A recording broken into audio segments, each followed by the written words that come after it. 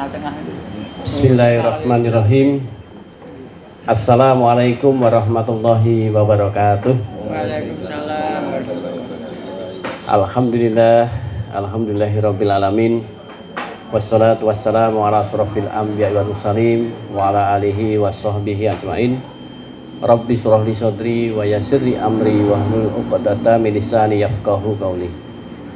Ibu-ibu, bapak-bapak, haji dan hajah rombongan 2008 rahimakumullah.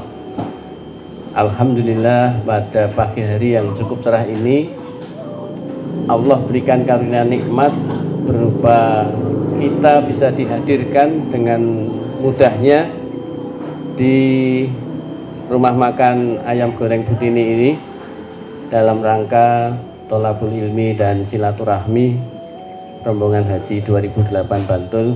Semoga langkah kaki Bapak Ibu serta sahibul bait mendapatkan pahala yang berlipat ganda. Amin ya rabbal alamin. Ibu dan Bapak jamaah rahimakumullah, salawat dan salam senantiasa kita haturkan pada junjungan Nabi besar Muhammad sallallahu alaihi wasallam, pada keluarganya, sahabat-sahabatnya, tabi'in, dan juga insya Allah semoga syafaat beliau sampai pada kita semuanya. Amin ya rabbal alamin.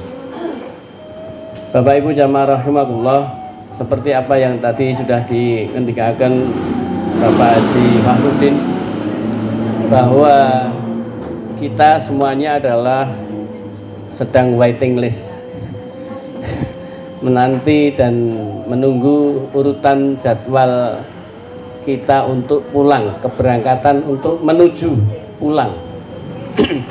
Dan pulang kita adalah ilahi rojiun ya. Karena hidup adalah sebuah perjalanan safar ya. Safar kita itu bukan safar kemana, tetapi safar untuk kembali kepada Allah SWT. Karena itu agar kita itu tadi sangunya berupa amal yang kita akan bawa, agar supaya amal tidak salah di dalam mengamalkannya, maka kita perlu ilmu. Sebuah sistematika di dalam kehidupan ini Bapak Ibu sekalian, manusia kita ini menjadi manusia yang berharga jika manusia itu hidup alias bernyawa.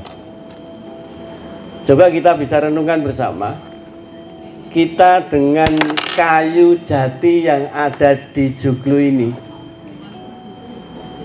jasad fisik kita itu tidak lebih tinggi nilainya, betul apa tidak Bapak Ibu, ketika sudah tidak bernyawa.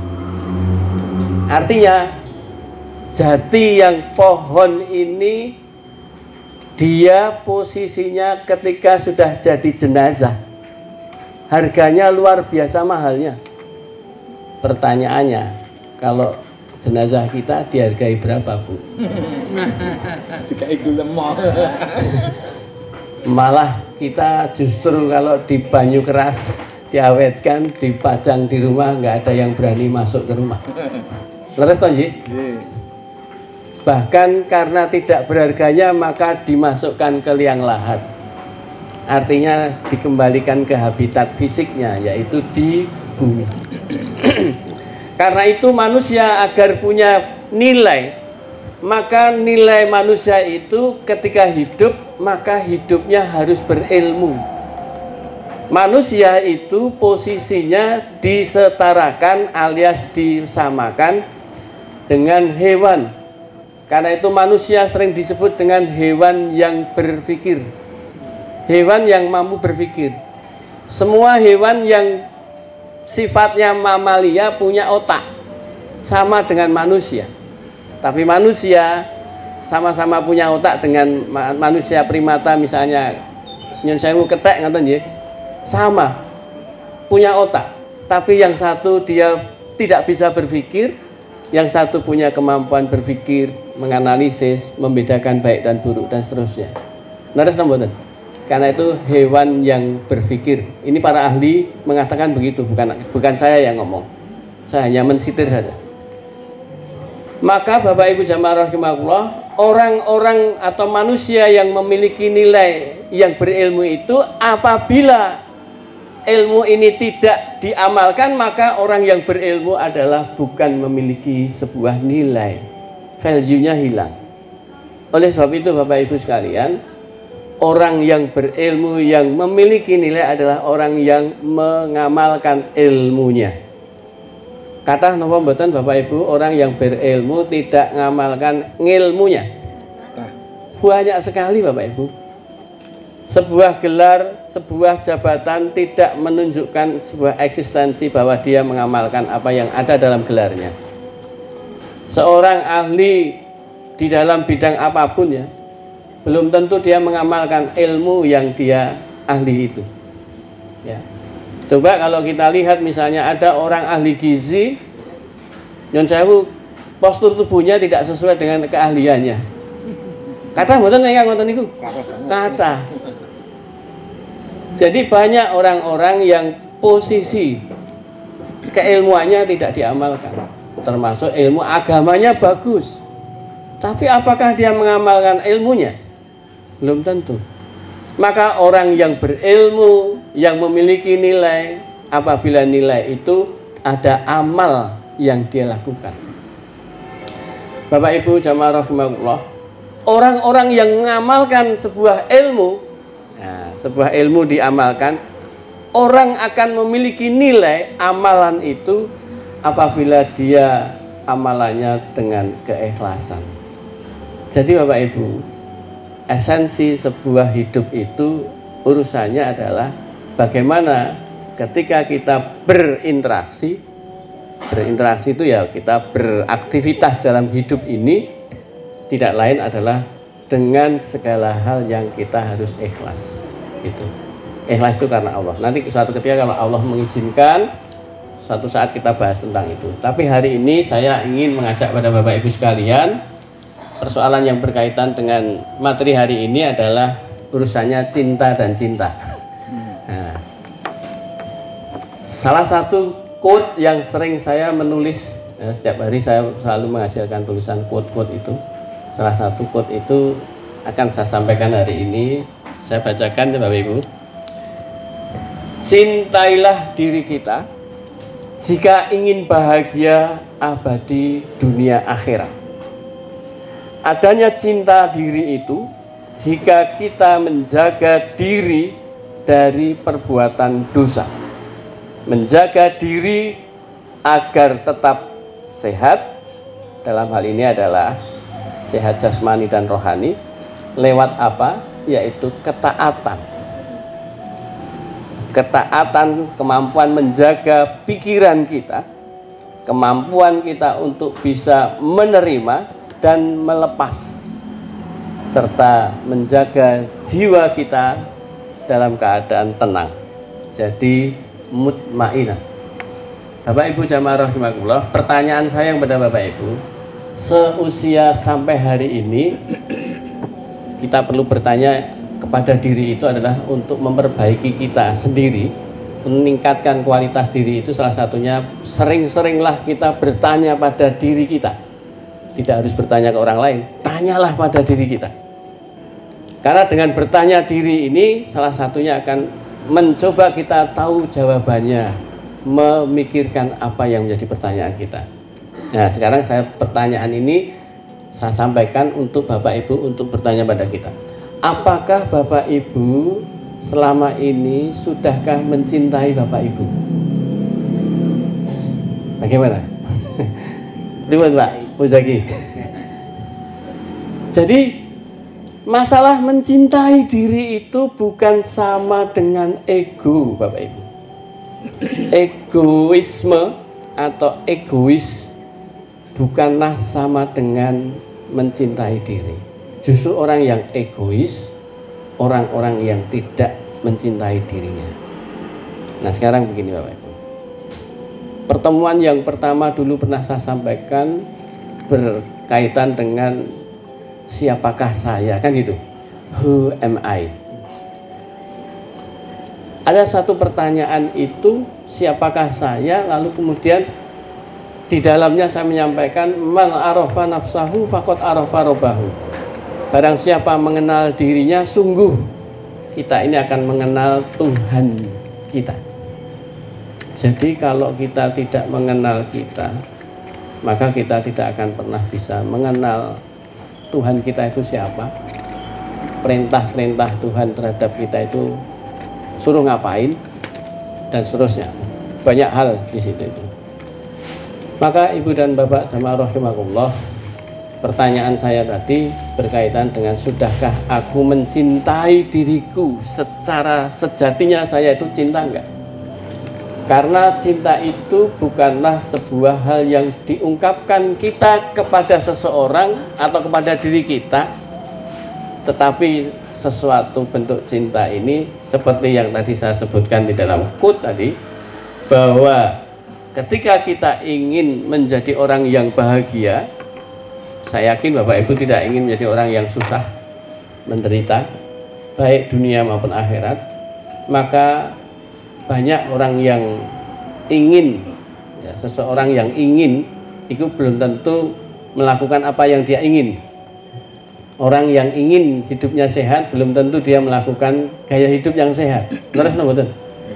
Banyak hal dia lakukan justru menuju sakit. Banyak hal yang dia justru membuat dia menderita ke depan. Sama halnya, ketika kita ingin bahagia, justru banyak hal yang kita lakukan menuju penderitaan. Maka cobalah sebuah peringatan yang Allah berikan pada kita ini dengan awal kalimatnya, ya ayyuhalladzina amanu, ku anfusakum wa ahlikum naro. Kalimat awalnya adalah wahai orang-orang yang beriman. Jadi Bapak Ibu jamaah rahimakumullah, Allah mengingatkan kita dengan menyapa wahai orang-orang yang beriman, ku anfusakum wa ahlikum naro. Jagalah dirimu, jagalah kita ini, kita sendiri masing-masing individu, dan keluargamu dari api neraka. Namanya api neraka adalah penderitaan, namanya sebuah surga adalah kebahagiaan. Maka simbol dari penderitaan ini bukan simbolnya hanya untuk di akhirat saja. Maka dari itu namanya sebuah penderitaan. Orang yang menderita dunia ini akan menderitanya ke akhirat. To be continue. Karena neraka itu hanyalah untuk orang-orang yang menderita. Betul atau tidak? Coba kita renungkan bersama. Apakah ada sebuah kebahagiaan itu ditempatkan di neraka? Enggak ada. Karena api neraka adalah penderitaan. Maka hanya pantaslah untuk orang-orang yang menderita. Pertanyaannya, menderitanya seperti apa? Ya, menderitanya adalah bagaimana hidup dirinya itu selama di dunia penuh dengan penderitaan, sebagaimana yang dia rasakan, itulah dia penderitaannya. Nah, Ibu dan Bapak jamaah rahimakumullah, jangan disamakan sebuah rangsang nyeri sama dengan penderitaan. Ya, jangan disamakan itu. Kenapa sebabnya? Karena sebuah rangsang nyeri itu respon masing-masing orang akan berbeda. Coba, kalau dalam dunia kedokteran itu ilmunya untuk mengukur intensitas nyeri, untuk mengukur kedalaman seseorang dirangsang terasa nyeri atau tidak. Dirangsang dengan intensitas yang sama, seseorang belum tentu merasakan nyeri. Betul atau tidak Bapak Ibu? Contoh paling gampang. Bapak Ibu mungkin di antara kita ada yang tensinya 150 saja sudah pusing. Betul tidak? Ada orang tensinya 210 ora kroso. Betul atau tidak? Apa yang salah dalam dirinya? Karena rangsang nyeri tadi kaitannya dengan kemampuan reseptor sistem saraf yang menerima rangsang tadi, kepekaan rangsangannya berbeda. Nah, itulah kenapa tadi saya mengatakan penderitaan tidak sama dengan rangsang nyeri. Bapak Ibu jamaah rahimakumullah, saya umpamakan lagi atau saya ilustrasikan lagi seperti ini. Sebuah peristiwa Nabi Ibrahim dibakar. Pertanyaannya, saat orang dibakar itu logikanya adalah gosong, hangus, terbakar dengan bisa berkeping-keping, rusak tubuhnya, betul nggak? Pertanyaannya, Nabi Ibrahim dibakar, api sudah kena di tubuhnya dan menyala dengan gegap gempita seperti itu. Nabi Ibrahim terbakar apa tidak? Tidak. Pertanyaan saya, siapa yang menyebabkan beliau tidak terbakar? Allah, betul nggak? Nah sekarang, cobalah kita renungkan bersama, ketika kita ini dalam kondisi, kita ini diberi sesuatu pembebanan yang ada pada kita itu, seseorang merasakan penuh dengan penderitaan. Seseorang dengan diberi beban yang sama, orang yang berbeda tidak merasakan sebuah pembebanan. Betul atau tidak? Contoh misalnya, Bapak Ibu, di antara keluarga kita ada yang sakit. Pasti dalam keluarga itu manusiawi, itu pasti sedih, betul nggak? Pasti dalam keadaannya, kesedihannya membuat seseorang pun bisa stres, betul nggak? Nah, tetapi pada kondisi yang sama, orang yang berbeda diberikan hal yang demikian, mereka dalam keadaan sedih, ya, tetapi kesedihannya tidak dalam keadaan menderita. Justru rasa syukur terjadi, ada di dalam itu. Ya. Ini nggak usah menunggu contohnya Nabi Lut misalnya, atau Nabi siapa saja lah. Bukan levelnya Nabi, levelnya manusia biasa. Ketika dia bisa merasakan sebuah penderitaan itu yang orang lain lihat adalah menderita, tapi dia dalam keadaannya tidak menderita, bahagia di atas penderitaan dirinya, maka itulah tadi saya katakan bahwa seseorang ini merupakan orang yang bahagia di dunia, bahagia di akhirat. Bapak Ibu, sholat itu sesuatu beban atau tidak, Bapak Ibu? Kira-kira sholat itu beban apa tidak? Tidak. Betul, tidak. Coba saya tanya yang berikutnya. Bapak Ibu kalau belum sholat rasanya gimana? Ada yang kurang. Ada yang kurang. Begitu selesai sholat? Rasanya nyaman, plong. Plong. Berarti sholat adalah beban. Artinya, ketika kita setelah sholat rasanya plong, itu salah satu unsur sholat adalah beban. Betul atau tidak? Iya. Logis nggak?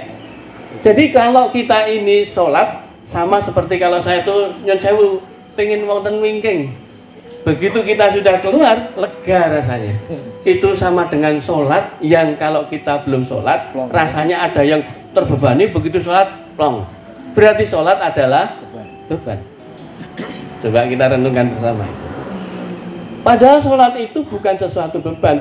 Nabi Muhammad SAW itu ketika ingin santai, ketika beliau ingin istirahat, justru sholat. Jadi sholatnya beliau adalah bukan beban, justru relaksasi, Bapak Ibu. Leres ya?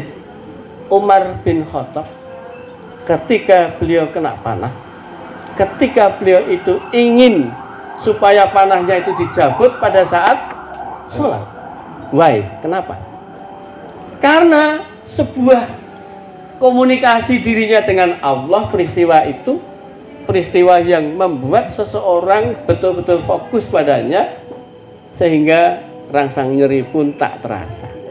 Padahal anak panah itu kan bentuknya berlawanan, kalau ditarik kan brodol itu daging kita atau otot kita yang terkena itu. Oleh sebab itu Bapak Ibu jamaah rahimakumullah, ketika kita ini belum mengenal kita, maka itu yang sering terjadi adalah kita bisa jadi sepertinya kita mencintai kita, justru tidak mencintai kita. Nah, coba kita renungkan bersama Bapak Ibu jamaah rahimakumullah. Saya mengilustrasikan bahwa ketika orang bisa mencintai tadi adalah orang yang mampu menjaga dirinya dari perbuatan dosa. Kira-kira Bapak Ibu, dosa yang ada ini maksud saya adalah dosa yang disengaja. Kalau dosa yang tidak disengaja itu di luar kontrol manusia secara manusiawi. Tapi banyak di antara kita itu melakukan dosa-dosa yang disengaja. Contohnya gitu. Wis ngerti ning dijarang. Kata mboten? Hal-hal yang sudah jelas itu nggak boleh, itu tetap dilakukan, jenenge kuwi berbuat dosa yang dalam posisinya adalah sengaja, ya. Contohnya pun apa Bapak Ibu? Orang yang melakukan dosa yang sengaja, contohnya apa? Kira-kira dalam kehidupan sehari-hari, gampang. Masalah kita ini ngapusi, tidak jujur. Itu kan kita tahu loh, sudah tahu bahwa ngapusi itu dosa. Aning piye meneh? Dasarnya adalah kepeksa ngapusi. Nah ini contoh Bapak Ibu. Maka orang yang mencintai dirinya adalah bagaimana dia berusaha meminimalkan resiko dirinya untuk terkena dosa. Nah, Bapak Ibu jamaah rahimakumullah, mengendalikan diri menjadi driver bagi kita itu bukan perkara mudah, karena butuh ilmu.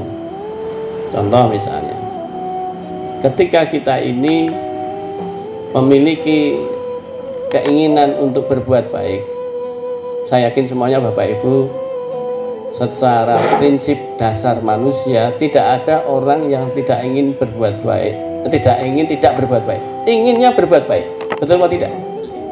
Termasuk orang yang jahat. Karena itu banyak orang jahat, orang-orang yang tidak berbuat baik, ingin mencitrakan dirinya orang yang baik. Leres mboten? Coba orang yang pembohong biasanya ingin dirinya tidak mau disebut pembohong, betul nggak? Nah, karena itu ketika dia berbohong, bisa jadi yang dia informasikan ke publik adalah dia mencitrakan dirinya simbol orang yang jujur. Itu so pasti, ya. Maling itu biasanya nggak mau dituduh maling. Sinten yang latar belakangnya dari kepolisian? Coba yang dari reserse. Tanya pada beliau. Maling wis tetap maling, mesti mengelak apa enggak? Pasti mengelak. Jarang orang itu untuk mengakui, ya aku tadi mencuri. Enggak. Nah, sudah di sidang sampai di pengadilan jelas itu aja. Nggak usah jauh-jauh, Sambo itu juga gitu. Malah membuat drama atau itu.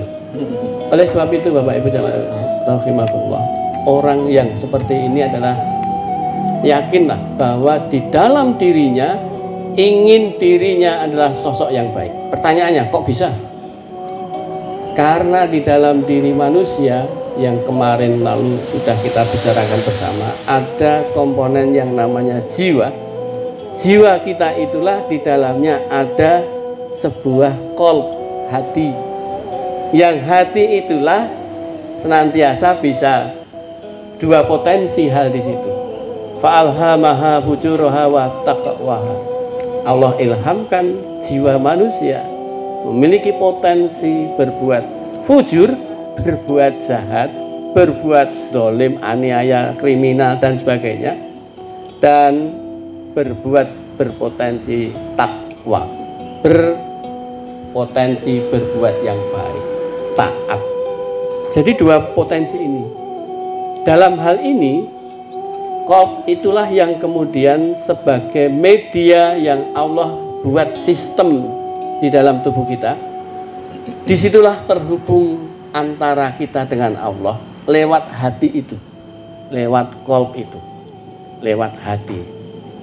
Oleh sebab itu Bapak Ibu jamaah rahimakumullah, di dalam ayat Quran untuk mengidentifikasi di dalam keimanan seseorang, ya, tadi kan ya ayyuhalladzina amanu, apakah aku orang-orang yang beriman, identifikasinya itu kalau Allah menyebut wahai orang-orang yang beriman, apakah aku orang-orang yang termasuk disebut itu? Pertanyaannya ini, ada satu pernyataan atau firman Allah yang menyebutkan ini. Jika disebut kalimat Allah, bergetarlah hatinya. Betul nggak? Bergetarlah hatinya. Dan ketika dibacakan ayat-ayatnya, berarti bacakan Quran, bertambah-tambah imannya. Jadi mendengar bukan hanya mendengar lewat telinga organokorti kita, tetapi dia mendengar dengan hatinya. Ya. Karena itu Bapak Ibu jamaah rahimakumullah, di dalam Quran Allah memberikan ilustrasi kepada kita tentang kebutaan hati, yaitu yang buta itu bukanlah bola mata kita, tetapi yang buta itu adalah mata hatinya yang buta. Quran jelas mengatakan begitu Bapak Ibu. Sehingga banyak di antara orang yang haji ataupun umroh tidak melihat betapa di depannya ada Ka'bah, nggak perlu. Pertanyaannya, dia kan orang yang buta? Secara medis normal matanya, tidak dalam keadaan buta, tapi secara hati buta.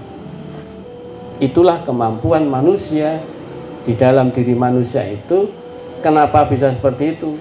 Itu tidak berdiri sendiri, tetapi ada track record dari latar belakang perjalanan selama ini pada dirinya. Karena itu orang-orang yang demikian ini karena dia belum mampu mencintai dirinya dengan sepenuh hati. Nah, Ibu Bapak jamaah rahimakumullah, mencintai diri tadi pada posisi kita agar bisa mencintai diri, maka ada hal-hal yang perlu kita ketahui bersama Bapak Ibu. Yang pertama adalah hidup ini tidak berprinsip terhadap apa yang aku inginkan. Ingat Bapak Ibu, hidup ini bisa menjadikan kita terbentur pada sesuatu ketersesatan atau nistaan, sesuatu yang nista. Itu jika kita memburu 3K. K yang pertama adalah kesenangan. Ya, K yang pertama adalah kesenangan. K yang kedua adalah kenikmatan. Ya, kenikmatan. Dan K yang ketiga adalah kenyamanan. Apakah orang tidak boleh memburu 3 hal ini? Boleh, tetapi berarti ada mengeliminasi kalimat yang di depan tadi. Orang yang hidupnya selalu berorientasi pada 3K, maka orientasi berarti itu ada tujuannya adalah hal itu, maka orang ini adalah masuk ke dalam sebuah kenistaan. Nah, kenistaan. Contohnya, segala apa yang kita inginkan itu bisa jadi bukan sesuatu yang kita butuhkan Bapak Ibu. Ada sebuah hal yang berbeda antara keinginan dan kebutuhan. Sebuah keinginan adalah hasrat dari nafsu. Tetapi kalau kebutuhan adalah sesuatu hal yang esensial, yang jika itu tidak dipenuhi, maka orang akan mengalami kolaps kebutuhan. Ya. Contohnya, kebutuhan hidupnya manusia agar bahagia itu harus bersandarkan pada Allah. Itu kebutuhan. Jadi bukan keinginan. Kalau keinginan saya yakin Bapak Ibu susah untuk melaksanakan sebuah kebutuhan. Segala hal yang berkaitan dengan kebutuhan itu berarti untuk mencapainya perlu perjuangan. Anak-anak itu kesenangannya adalah minum atau makan hal yang manis-manis, betul nggak? Kebutuhan dia adalah makan yang bergizi. 2 hal yang berbeda. Bisa jadi anak ini senang makan banggulo, permen, tapi tidak punya gizi yang baik untuk kesehatannya, karena keinginan. Oleh karena itu Bapak Ibu jamaah rahimakumullah, orang yang senantiasa tidak mencintai diri itu selalu mengejar dan mengorientasikan kehidupannya ada 3 hal tadi. Keinginannya atau kesenangannya itu yang selalu dia kejar. Tidak ada orang yang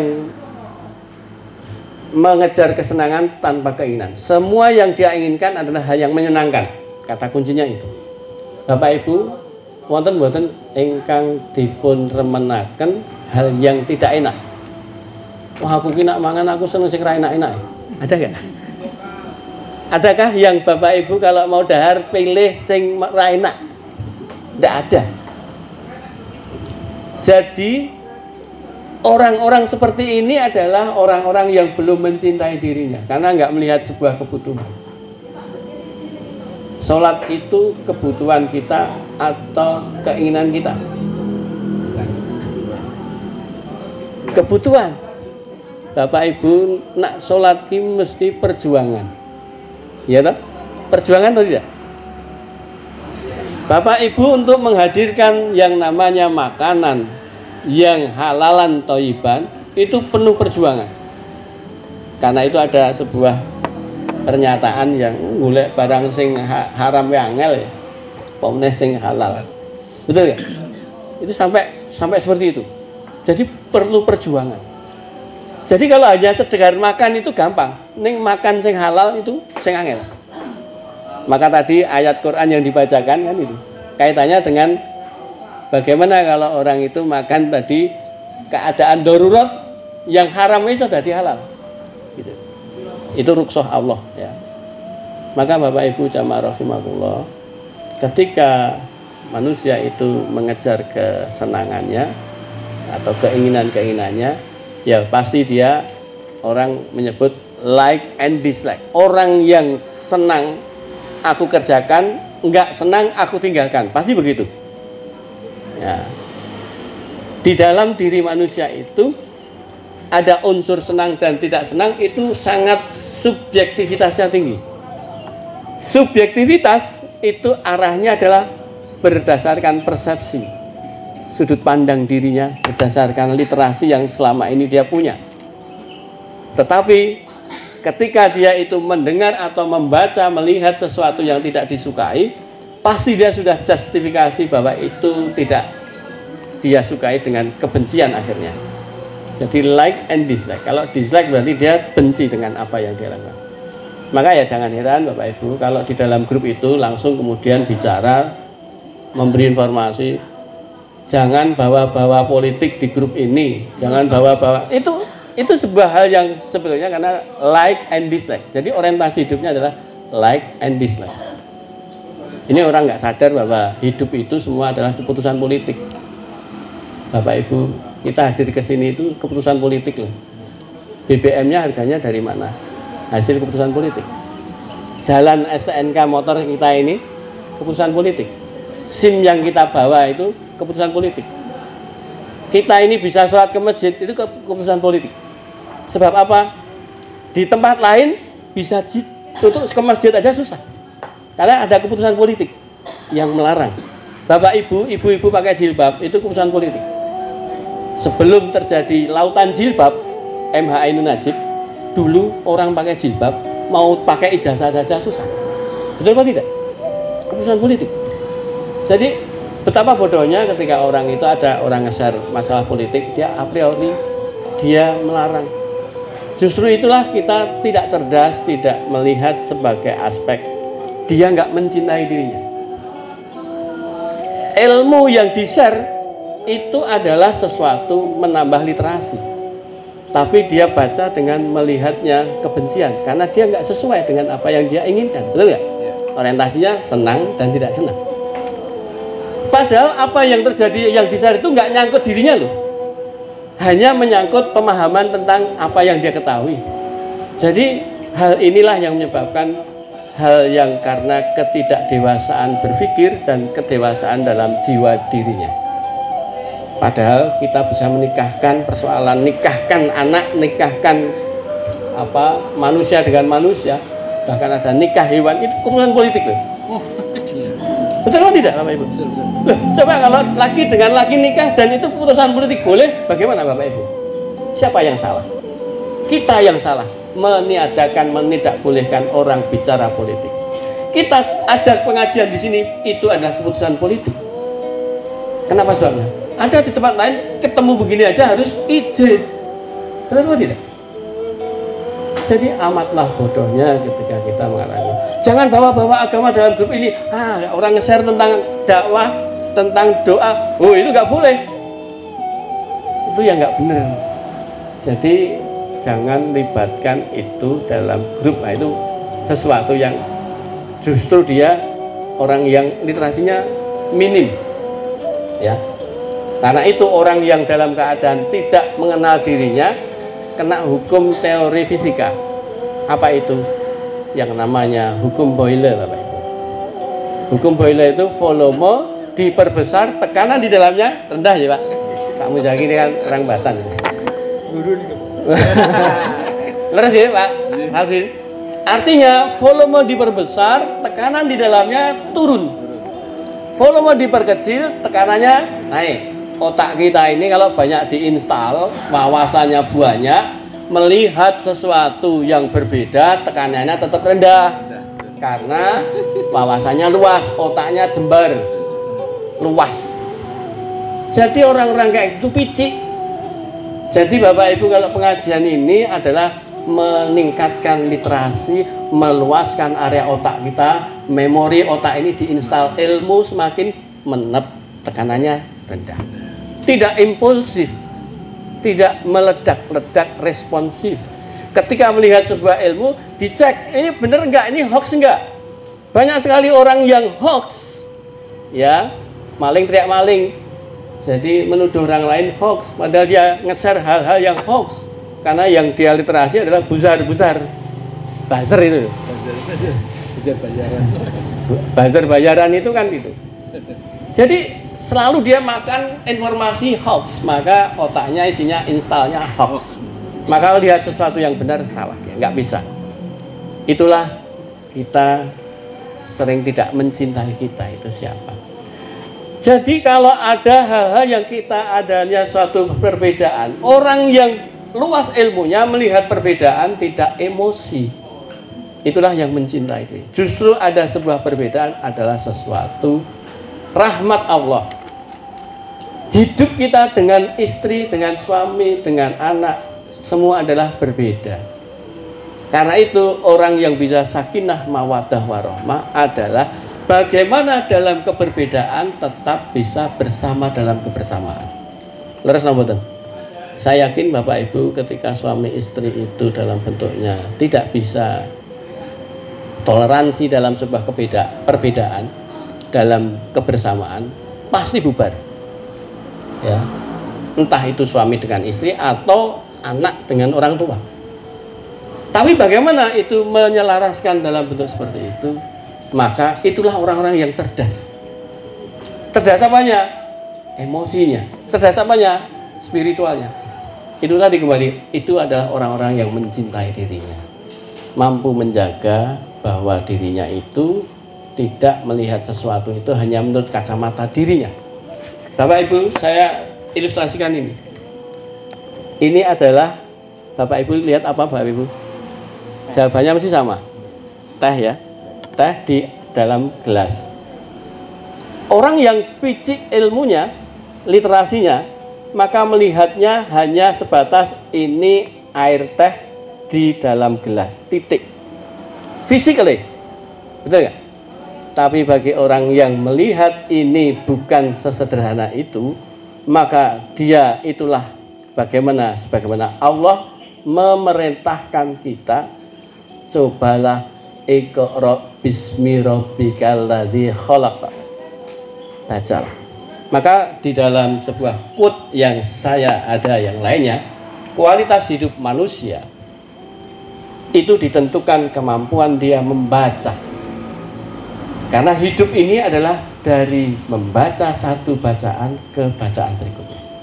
Pertanyaannya, apakah bacaan itu adalah bacaan yang ada kertas, ada tulisannya? Tidak.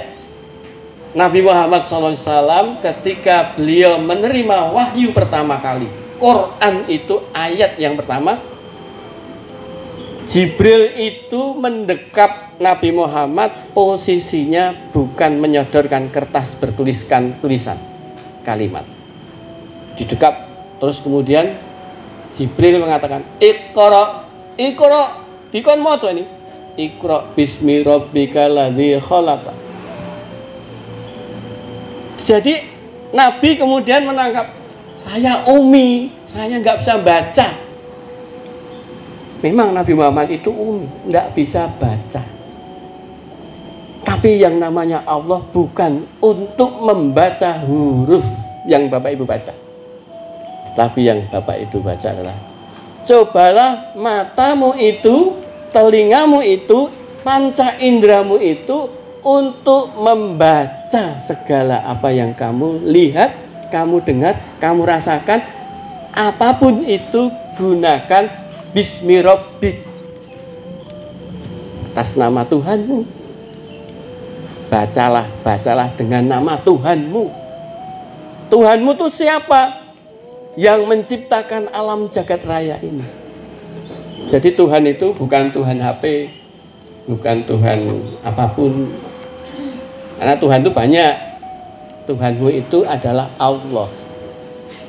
Karena itu Bapak Ibu jamaah rahimakumullah, kalau kita membaca ini tadi, teh ini, kalau saya ilustrasikan begini, saya melihat teh ini sesuatu yang luar biasa. Walaupun Bapak Ibu kalau di rumah itu mesti ngunjuk teh biasa, di sini ngunjuk teh ya biasa, jeruk ini biasa, bukan istimewa.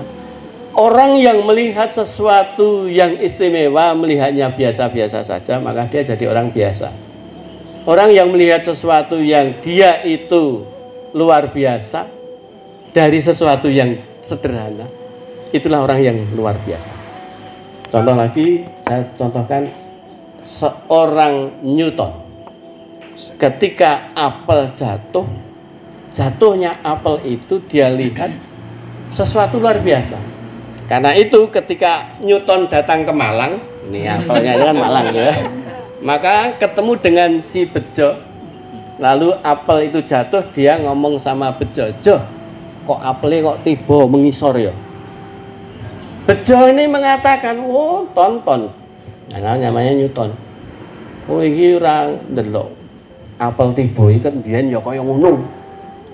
Dari Mbah Buyut awake dhewe tibane ya kaya ngono kuwi.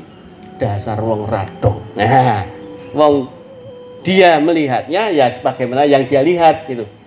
Pasti begitu. Tapi Newton enggak. Ini meski ono sesuatu ini. Maka dia bertanya dan bertanya, mencari tahu, mencoba dan mencoba mencari sesuatu. Betul atau tidak? Maka saya contohkan ini. Teh ini kalau saya melihat teh, untuk saya bisa minum teh ini, hadir di depan saya ini, perlu perjalanan panjang sekali, terlibatnya bahkan bisa ratusan juta. Betul nggak? Ratusan juta orang terlibat. Bapak Ibu, tepang mboten engkang petani yang nandur teh ini? Mboten tepang. Tidak tepang. Yang mupuk tidak tepang. Yang membuat pupuknya pegawai pabrik pupuk mboten tepang. Sampai akhirnya teh ini kalau bisa kita lihat Bapak Ibu, ternyata hadir sampai di Butini ini melibatkan berbagai orang yang punya jasa besar. Sampai akhirnya pun bisa mudah di sini untuk dihadirkan di sini. Berarti kalau itu adalah terlibatnya banyak orang yang berjasa untuk saya bisa minum teh, maka yang terjadi banyak orang yang kita tak pernah kenal dan tak pernah bisa kenalan, bahkan orang itu bisa jadi yang nanem sudah mati kan ya, tidak akan kenal kan ya.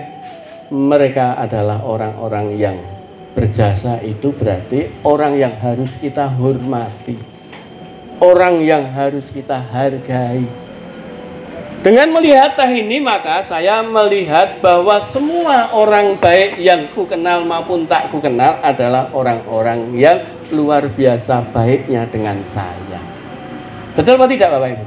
Karena itu saya dengan siapapun saya akan hormat, saya akan hargai beliau, saya akan santun dengan beliau, sekalipun itu orang yang aku tak pernah kenal dengannya, tak pernah mengenalnya. Perilaku lewat teh. Betul atau tidak? Ini orang yang mengenal diri dan berusaha untuk sayang pada dirinya. Karena dengan begitu dia tidak dalam kondisi yang seenaknya tidak menghargai orang. Betul apa tidak Bapak Ibu? Tadi loh, sayang pada diri, cinta akan dirinya. Maka kalau aku itu berbuat baik pada orang lain, aku itu menghormati orang lain, aku santun dengan orang lain, sesungguhnya aku tuh sedang berbuat baik pada aku. Ini orang yang cinta diri akan tahu bahwa aku tuh kalau ngomong nyengoli wong, kuwi aku sakjane lagi nyengoli aku. Betul apa tidak Bapak Ibu? Pelajaran dari teh itu ya. Jadi dalam posisi seperti itu, Iqra bismi rabbikal ladzi khalaq. Ini belum lagi saya bisa minum. Artinya saya minum teh ini hanya menggunakan gelas tanpa alat bantu yang lain, bisa masuk ke mulut dan masuk ke tubuh saya. Ini keadaan saya berarti sehat. Sehat itu luar biasa karena ada orang yang tidak boleh minum teh. Betul apa tidak? Wonten-wonten yang Bapak ampun ngunjuk teh nggih. Mungkin nak ngunjuk teh mangke, banyak antisipasi baik biar tidak terjadi sesuatu. Betul nggak? Berarti saya bisa minum teh, boleh minum teh dan kondisi yang halal itu boleh diminum. Itu adalah sesuatu yang luar biasa. Berarti aku melihat teh, saya hubungkan dengan hablum minallah. Betapa Allah memberikan karunia nikmat padaku. Ada orang lain yang ngombe banyu putih reso lewat mulut, lewat di sondi hidung. Leres mboten? Leres. Betapa orang itu untuk ngelegek itu ternyata epiglotisnya nggak main, sarafe offline. Bapak Ibu, betapa kita ketika sayang dengan diri kita, mata kita ini melihat bukan fisiknya saja, tetapi mata hati kita bicara. Oleh karena itu Bapak Ibu jamaah rahimakumullah, orang-orang yang tidak mengenal diri tidak cinta akan dirinya. Orang yang tidak cinta diri pasti yang dia lihat adalah teh kuwi yo ming teh. Cukup sampai di situ. Betul atau tidak? Jadi kalau ada orang nge-share sesuatu yang mungkin kita belum paham tentang itu, dia berusaha melihat apa to iki, terus direnungkan. Iki bener ora? Bertanya. Jangan saya ngomong beda langsung di counter. Itu tandanya kita tidak cinta dirinya. Hidayah Allah itu senantiasa hadir kepada diri kita dengan cara bagaimana kita itu mampu menerima hidayah itu. Padahal hidayah itu bisa jadi sesuatu yang berseberangan dengan apa yang kesenangi. Umar bin Khattab itu pada saat beliau masih menjadi molimo, kalau mendengar orang ngaji mangkal apa enggak? Apa meneh sing ngaji anake. Kan gitu. Marah dia. Tapi ketika itu dia menerima hidayah adalah sesuatu yang berbeda, lalu dia bisa menerima itu anugerah yang luar biasa loh Bapak Ibu. Nggak mudah. Jadi kita bisa hadir di sini itu karena Allah memberikan nikmat hidayah pada kita. Tidak semua orang itu sehat bisa hadir. Setiap orang punya waktu bisa hadir. Tadi Bapak ngerti kok ya, lupa itu bisa jadi kita nggak hadir. Manusiawi sekali kita, manusia itu tempat lupa, khilaf dan salah. Jadi kehadiran kita ini dihadirkan Allah mudah sekali. Makanya begitu kita bisa melihat teh ini, ya Allah betapa Engkau berikan kemudahan, aku bisa minum teh ini atas izinmu, aku bisa minum teh. Tanpa izinmu teh ning ngarepku wis ora tak ombe. Kenapa sebabnya? Begitu mau minum gempa. Apa sempat diombe? Betul nggak? Nggak bisa diminum. Karena kita sudah keburu lari. Jadi apapun yang terjadi pada diri kita, itu karunia nikmat Allah. Jadi kalau kemudian saya membaca lagi yang namanya diri saya, ya diri kita masing-masing, bukankah kita tidak pernah Iqra bismi rabbikal ladzi khalaq, suhu badan kita ini terhadap lingkungan kita, Bapak Ibu saat ini Bapak Ibu sehat, suhu badannya berapa? Kalau diukur termometer, kira-kira aja. Pinten Pak? 36,5 sampai 37 derajat Celcius itu rata-rata rentang normalnya. Suhu kamar pinten Bapak Ibu? 27 derajat Celcius. Lebih rendah apa lebih tinggi dari tubuh kita? Nah, ini suhu kamar.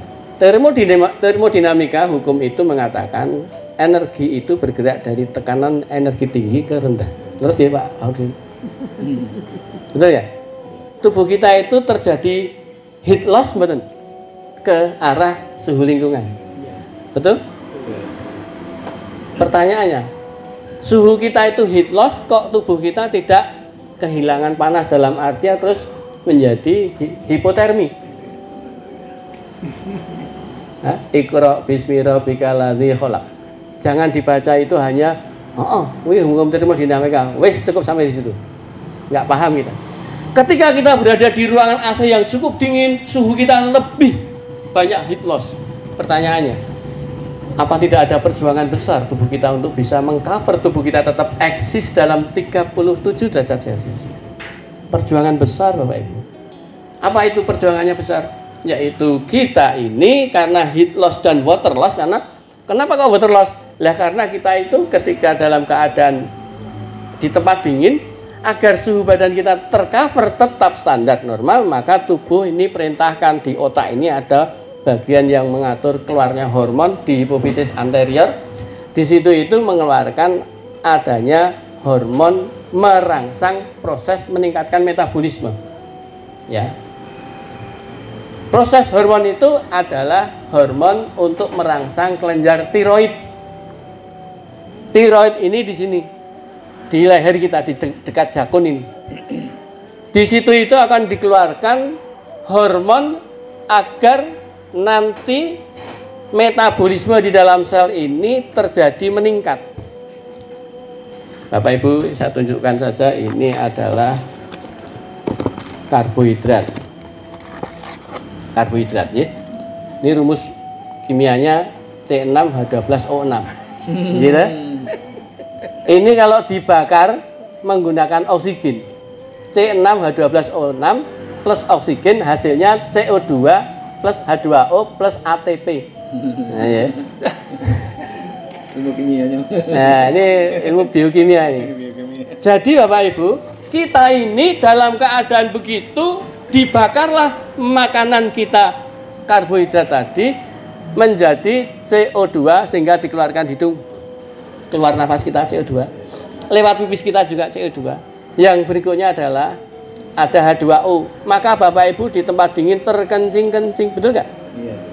Besar-besar. Karena dihasilkan tubuh kita itu air lewat metabolisme. Sudah heat loss, water loss. Ada ATP, ATP adenosin trifosfat ini untuk meningkatkan panas tubuh kita agar panasnya heat loss tadi menjadi hipotermi enggak. Loh lah, kita kalau kemudian di tempat yang panas, di tempat Mekah misalnya kemarin suhunya 42 derajat, lebih tinggi dari kita ini panasnya datang menyentuh tubuh kita, betul nggak? Ketambahan panas. Maka kita harus heat loss supaya kita terjadi tidak tambah kepanasan menjadi demam. Kenapa?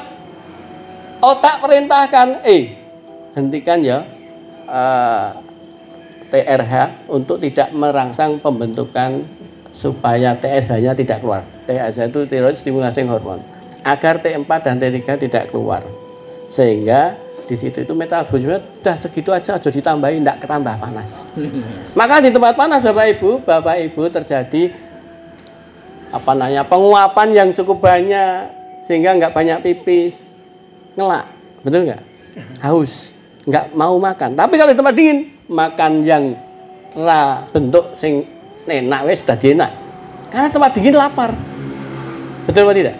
Jadi Bapak Ibu, kita ini di dalam tubuh kita kalau sadar bahwa kita ini Allah lengkapi sistem kita ini, tidak akan mudah kamu itu dipengaruhi oleh environment. Kamu adalah menjadi dirimu sendiri. Kamu adalah kamu, bukan kamu adalah lingkungan. Bukan seperti kata. Kata itu kalau kena di suhu dingin, dia suhunya mengikuti suhunya lingkungan. Poikilotermal. Tubuh kita homotermal. Lingkungan kamu mau berapa, mau minus derajat sekian, nggak apa-apa, aku tetap segitu.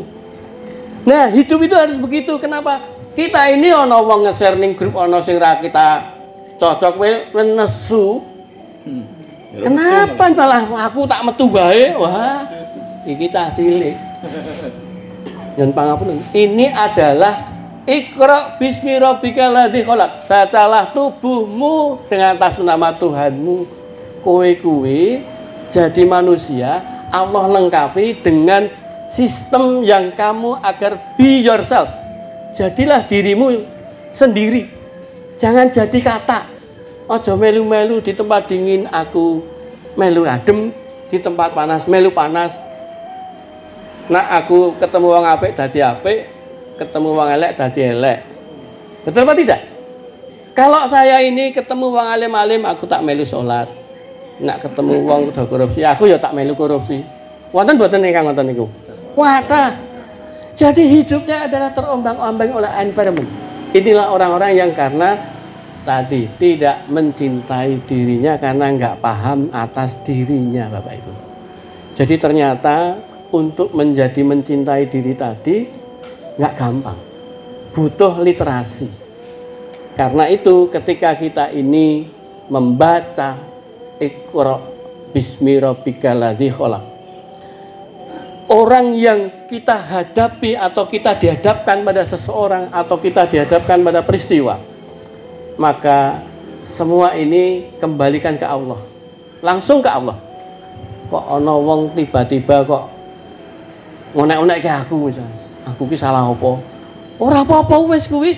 Orang ini adalah utusan Allah untuk dihadirkan kepadaku agar supaya aku dapat sebuah kebaikan. Wah, aku dionek-onekke kebaikan piye? Loh, sekarang apa sih sebuah hal yang merugikan kita ketika kita itu dionek-onekke? Karena itu kita hanya melihat apa yang kita lihat. Teh kuwi ya ming bentuke teh. Betul enggak? Jadi kalau kita melihat ada orang onek-onekke, apapun yang dia katakan, bahkan itu pisuan kepada kita. Pertanyaannya, apakah aku seperti apa yang dia ucapkan? Rasionalitas saja. Samakah gitu, Bapak Ibu? Ketika ada orang ngomongin kepada saya, "Kowe iki rupamu elek." Wah, jan, elek tenan. Apa rupaku terus jadi elek? Apa dia itu nenek sihir? Betul nggak? Rasionalitas saja. Itu sesuatu yang kita bisa melihat bahwa kok ada orang tahu-tahu kok ngonek-ngonek aku.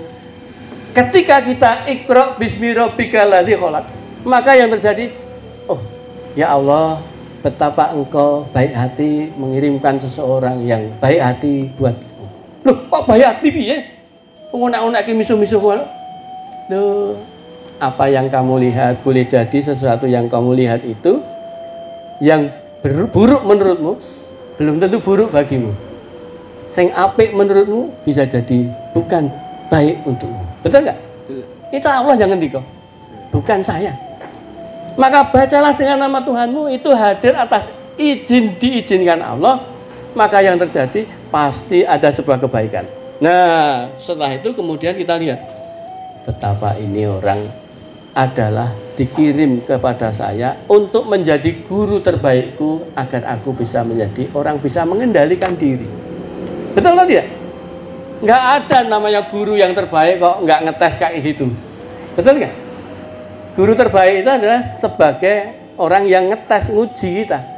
Nah, kita itu ngomong orang yang sabar, kalau kita itu nggak pernah diuji dengan kesabaran ya belum sabar, kecuali kalau memang dari akte kelahirannya tulisannya sabar. Sehingga kita namanya Pak Sabar kan gitu.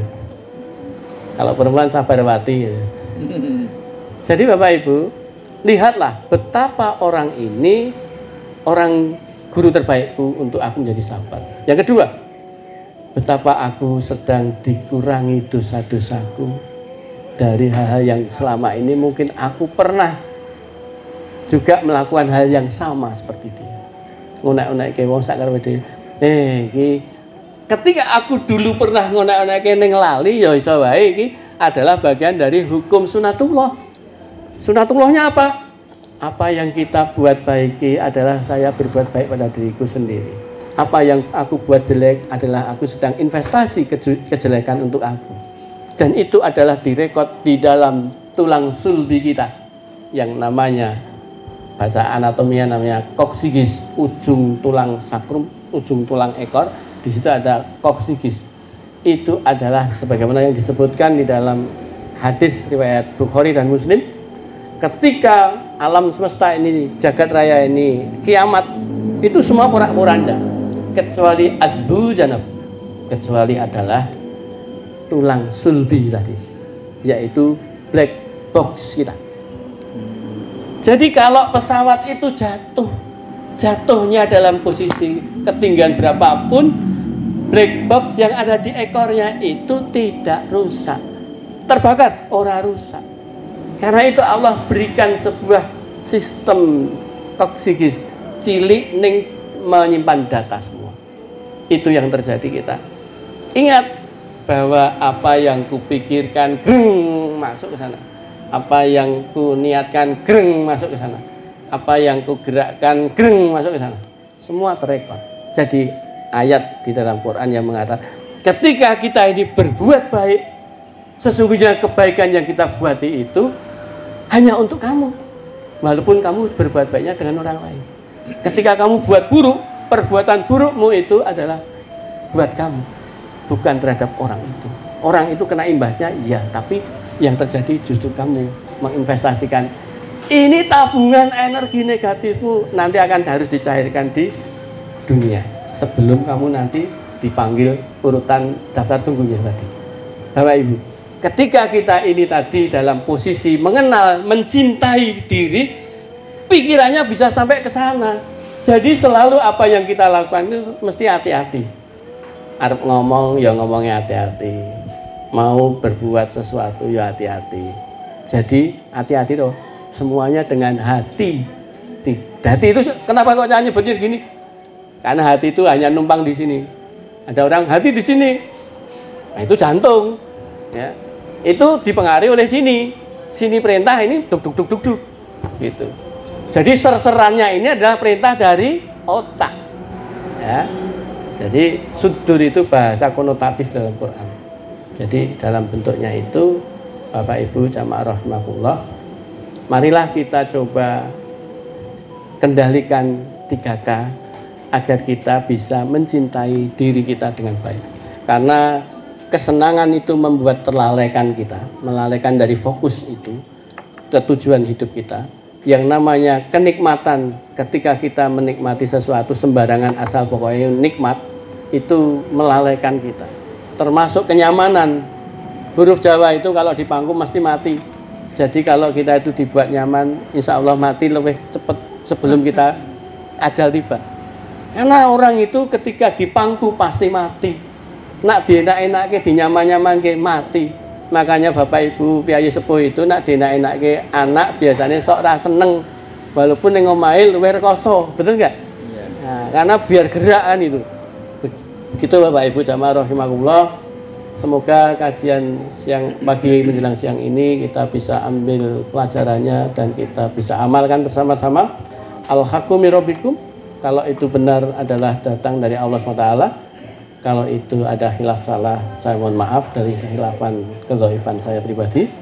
Semoga Allah akhirkan kita dalam keadaan husnul khotimah. Amin ya rabbal alamin. Assalamualaikum warahmatullahi wabarakatuh. Waalaikumsalam. Monggo. Monggo Bapak. Terima kasih kepada Ustadz Bapak Dr. Tri Pepitara yang telah menyampaikan tausiahnya pada siang hari ini. Mudah-mudahan dengan tema cinta dan cinta tadi, intinya kita akan mencintai diri kita sendiri, ya, mencintai diri kita sendiri dengan mengamalkan apa yang diperintahkan dan meninggalkan apa yang menjadi larangannya. Ya. Dan ternyata cinta itu perlu pengorbanan, ya, cinta perlu pengorbanan. Waktu kita masih ada sekitar 6 menit untuk tanya jawab. Satu untuk dari yang ibu-ibu, satu dari bapak. Monggo. Kalau ada ibu-ibu mau bertanya, Masih ada waktu 4 menit. Bu Munis, monggo. Monggo ganti, monggo. Ini kebetulan nggak nyampe ini. Kasihnya kok Kabelnya pendek. kabelnya pendek saja, lapusin aja. Saya yang mendekat aja biar dengar. Biar. Oh ya. Enggak. Terima kasih. Assalamualaikum warahmatullahi wabarakatuh. Waalaikumsalam warahmatullahi wabarakatuh. Terima kasih Bapak Ustadz untuk materi yang diberikan hari ini, mungkin nyambung dengan yang sebelumnya beberapa bulan yang lalu Pak. Dulu kita diberi materi supaya mengenal diri kita.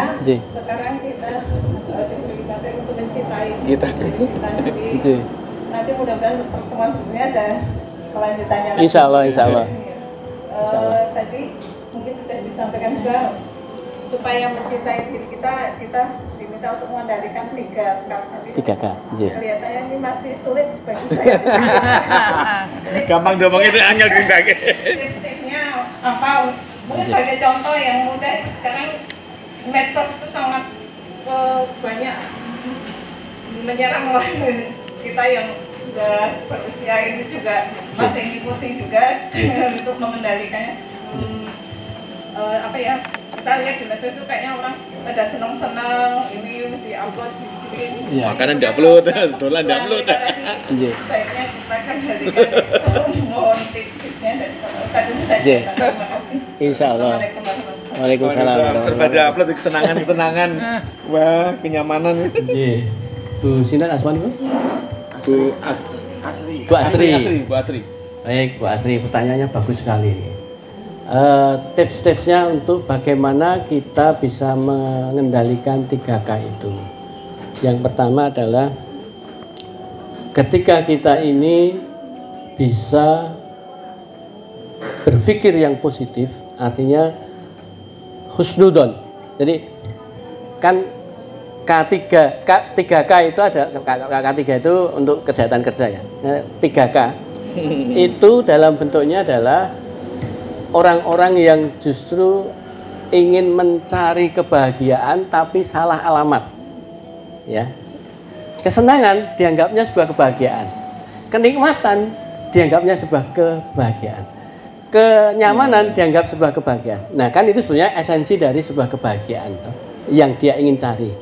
Jadi ketika kita membaca kalau di masyarakat itu gini Bapak Ibu, kalau orang KKN atau kita observasi di masyarakat, ketika ingin melihat sebuah kebutuhan masyarakat itu jangan melihat apa yang dia sampaikan itu hal yang dia senangi, apa yang dia inginkan. Nanti kita nggak ketemu apa yang sebetulnya dia butuhkan. Tapi melihat apa yang dia akan tuju, kita membuat sebuah kesimpulan lewat mapping tadi dalam bentuknya tadi. Oh, dia mencari sesuatu yang menyenangkan, ben rasane seneng ki, maksudnya mesti dikira bahagia. Nah, itu kita merumuskan ke situ. Maka saya memberikan tip dengan begini. Kunci orang bahagia itu ketika ini saya tulis dalam sebuah disertasi saya itu namanya segitiga happy namanya. Segitiga happy itu titik yang paling atas adalah husnudzon. Husnudzon itu bukan perkara gampang lagi. Nanti tipsnya biar husnudzon gimana? Ini bisa dikejar begitu lagi. Tapi nanti bisa kita kaji ya. Yang namanya titik husnudzon itu berarti positive thinking, ya, berpikir yang positif. Lalu yang kedua, titik yang kiri di sini adalah jujur dan ikhlas. Ini satu paket. Orang yang tidak pernah bisa jujur sampai kapanpun nggak bisa ikhlas. Dan orang yang bisa jujur dan bisa ikhlas itu menggunakan rasionalitas. Maka quote yang sudah saya tulis belum saya launching, salah satunya adalah ketika kita bisa ikhlas itu karena menggunakan rasionalitas kita pada posisi yang benar dan tepat. Ketidakbisaan ikhlas itu karena menempatkan rasionalitas kita bukan pada hal yang tepat. Itu. Nah, Bapak Ibu, orang yang jujur itu paketnya ikhlas. Kalau orang bisa ikhlas, orang bisa sabar. Maka sabar ini tiga segitiga happy. orang yang sudah bisa sampai sabar, maka dia bisa akhlakul karimah. Di tengah-tengah ini, isi kotak segitiga ini adalah namanya akhlakul karimah, akhlak yang mulia. Tidak ada orang yang tidak sabar itu pasti akhlak yang mulia, nggak ada. Betul nggak? Orang yang berakhlak mulia pasti sabar. Orang yang berakhlak mulia pasti jujur. Orang yang berakhlak mulia pasti positive thinking. Orang yang berakhlak mulia pasti dia punya keikhlasan. Nah, yang berikutnya, kalau sudah segitiga ini, maka segitiga ini dilingkari sebuah lingkaran. Di luar segitiga tadi adalah hikmah, bil hikmah. Maka orang yang bahagia itu adalah orang yang bisa mengambil hikmah. Betul nggak? Ikhlas itu nanti orang bisa bersyukur. Jadi tadi saya bisa mengatakan bahwa teh ini adalah sesuatu yang luar biasa. Itu karena melihat ini adalah hal yang tidak sesederhana itu, melihatnya dengan Allah. Maka saya kemudian bisa bersyukur. Alhamdulillah. Aku ngombe teh ora ning rumah sakit nunggu anakku, nunggu bojoku lagi ning ICU. Teh ini sama-sama teh diminum di Bu Tini dengan diminum di ruang tunggu ICU, beda rasanya. Betul tidak? Sama-sama minum teh manis misalnya, akan berbeda. Bapak Ibu, lalu bagaimana tadi tipsnya? Yang pertama, biasakan kita berpikir yang positif.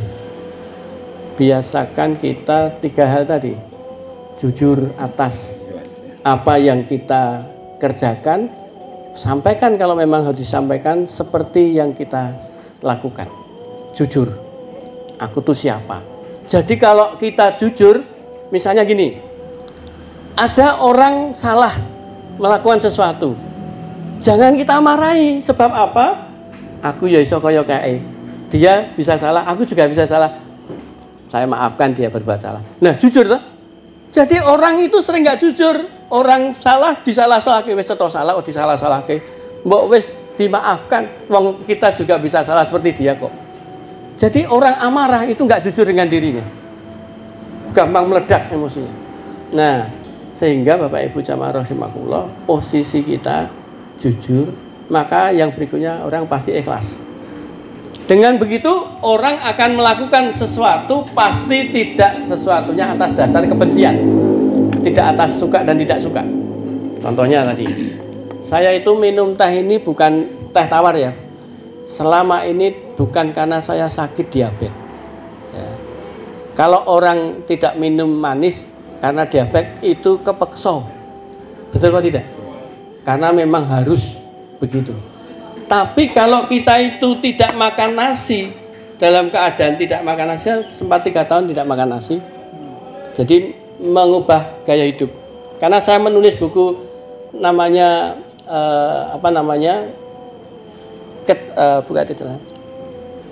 Gaya Hidup Sehat dengan Kecerdasan Multi Intelligence. Salah satunya dalam bentuk buku itu saya amalkan dalam keadaan bagaimana saya mengubah gaya hidup saya yang biasa makan pakai kecap. Loh, dulu saya jamaah haji itu makan namanya gudeg aja pakai kecap. Wis ra normal itu. Semuanya pakai kecap sehingga saya sanggup kecap untuk di tanah suci. Tapi yang namanya gaya hidup ini kayak dirubah itu nggak gampang. Maka mengubah itu lewat mindset. Mindset kita rubah. Maka minum manis yang biasa manis untuk tidak manis dalam keadaan sehat, orang terpaksa itu butuh kesadaran untuk mengendalikan keinginan, mengendalikan kesenangan, mengendalikan itu. Maka latihannya salah satunya coba kalau kita ini hobinya makan tongseng, favorit kita makan tongseng, pengen banget makan tongseng, caranya bagaimana? Rasa sido mangan tongseng. Karena ketika kita ingin banget makan tongseng, kok mesti tanduk. Nah, pas ora pengen banget makan tongseng, beli tongseng, makan tongseng. Caranya mengendalikan gitu. Tipsnya. Jadi nak pas pengen banget, oh rasa dilakoni. Nak pas ora pengen banget, lakoni wae. Nah, itu mengendalikan hal-hal yang tadi. Supaya kita tidak nuruti apa sing dadi kesenengan. Itu. Nah, kan padahal banyak orang mengatakan, wong urip ming pisan kok kesenengan wae ra dituruti. Betul apa tidak? Sering gitu toh? Cobalah pikirkan bahwa ketika kita itu pas pengen banget terhadap sesuatu apapun ya, tidak hanya tongseng tadi, ini hanya ilustrasi aja, maka jangan dilakukan itu. Lakukan sesuatu yang kadang kita tidak sukai. Saya itu sekarang kalau minum manis jadi nggak enak tenggorokannya, ya, segalanya sesuatu yang terjadi seperti itu. Jadi saya gula darah puasanya itu masih 80, ya normal loh berarti kondisi baik. Tapi saya dengan minum seperti ini, apa terus gula darah saya tambah drop? Enggak, karena masih makan yang lainnya, aman-aman saja, ya. Sehingga hal-hal yang kalau misalnya pengen banget ngersi mobil itu bagian dari sesuatu yang menyenangkan. Saya termasuk istri saya cemburu dengan mobil saya. Selalu saya lap ini bola-balik sing dhisik-dhisik ning mobil gitu ya. Kalau nak pas pengen isik-isik wis salah dhisik-isik. Wis. Jadi sesuatu yang apapun kita inginkan, coba lepaskan aja.